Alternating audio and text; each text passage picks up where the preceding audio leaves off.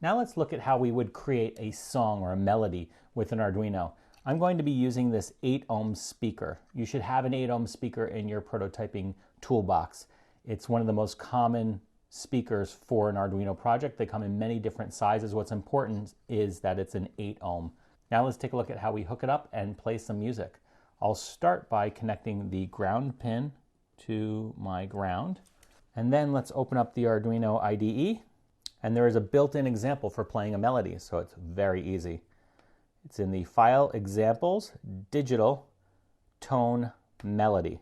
And there's a few others in there, but we're going to be looking at melody. And sure enough, it calls for an 8 ohm speaker to digital pin 8.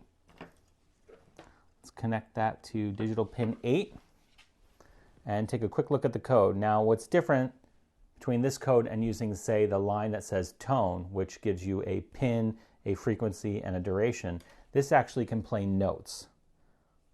And it has this little built-in library here, pitches. So the notes in this melody are defined right here. And then you also have to define their duration.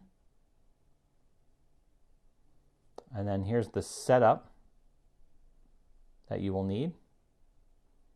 And then there's no loop. And again, the reason they're doing this is because they want everything to play within the setup, because otherwise it's just going to play over and over and over, probably driving us nuts. So let's go ahead and upload this code. I'll plug my Arduino in.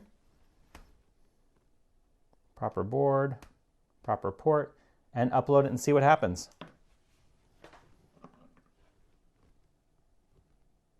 It's uploading. And there you have it.